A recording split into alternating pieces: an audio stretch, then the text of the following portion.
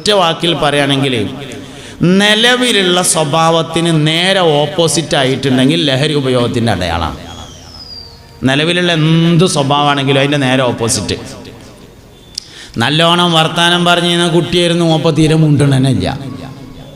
അല്ലെങ്കിൽ വല്ലാതൊന്നും മുണ്ടാത്ത ആളായിരുന്നു, ഇപ്പോൾ പഞ്ചായത്ത് റേഡിയോ തുറന്നച്ച മാതിരി കൂട്ടണനല്ല തൊള്ള. ഇതാണ് നിലവിലുള്ള സ്വഭാവത്തിൻ്റെ നേരെ എതിര്. നല്ലതായിട്ട് ഭക്ഷണം കഴിച്ചിരുന്ന ചെറുക്കനായിരുന്നു, ഇപ്പോൾ അവന് തിന്നാൻ വേണ്ട.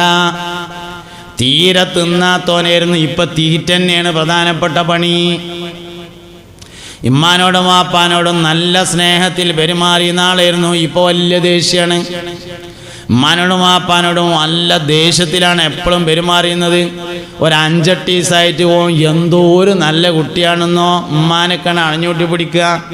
ബാപ്പാൻ്റെ കാലൊക്കെ കഴുകി കൊടുത്താൽ ഓനൻ കുടിച്ചും. ആ മാതിരി സ്വഭാവം മാറിയിരിക്കുകയാണെങ്കിൽ പള്ളിക്കുന്ന മൂലയിലെ വയത് കേട്ടതല്ല, അത് അത്ര പെട്ടെന്നാവൂല. അത് ഇലാഹിയത്താണ്, അത് സാവകാശം കിട്ടുള്ളൂ. ഇങ്ങനെ പെട്ടെന്ന് മാറണമെങ്കിൽ ശൈത്താനിയത്തെ ഉണ്ടാവുള്ളൂ. അതുകൊണ്ട് ശൈത്താനിയത്താണ് ലഹരി ഉപയോഗം, നിലവിലുള്ള സ്വഭാവത്തിൻ്റെ നേരെതിര്. അതുണ്ടെങ്കിൽ സൂക്ഷിക്കണം. പിന്നെ ഇനി ഓരോന്നിനും ഓരോ അടയാളങ്ങളാണ്, എല്ലാറ്റിനും ഒന്നല്ല. മൊത്തത്തിൽ ഇങ്ങനെ പറയുമ്പോൾ നമുക്ക് ഇങ്ങനെ വേണമെങ്കിൽ എണ്ണി പറയാം. തടി മെല്ലിച്ചു വരിക, അതൊരടയാളമാണ്. തടി ഇങ്ങനെ ശേഷിച്ച് മെല്ലിച്ചു വരിക. ഉറക്കം കുറഞ്ഞു വരിക, അതൊരടയാളമാണ്. ഉറക്കം കുറഞ്ഞു വരിക. വാതിൽ കുറ്റിട്ടിരിക്കാൻ ഇഷ്ടപ്പെടുക എന്നതൊരടയാളമാണ്. വാപ്പാക്കുമ്മാക്കും പരിചയമില്ലാത്ത മുതിർന്ന ആളുകളുമായി അമിതമായി കൂട്ടുകെട്ട് നടത്തുന്നത് കണ്ടാൽ അതൊരു അടയാളമാകുന്നു.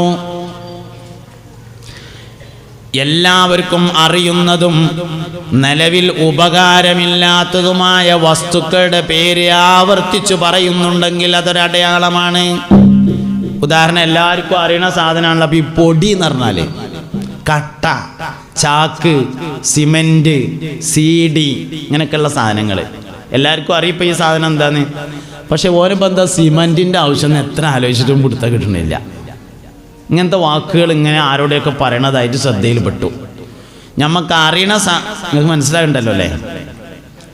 നിങ്ങൾക്ക് മനസ്സിലാവണുണ്ടാവും എന്ന് വിചാരിക്കുന്നു.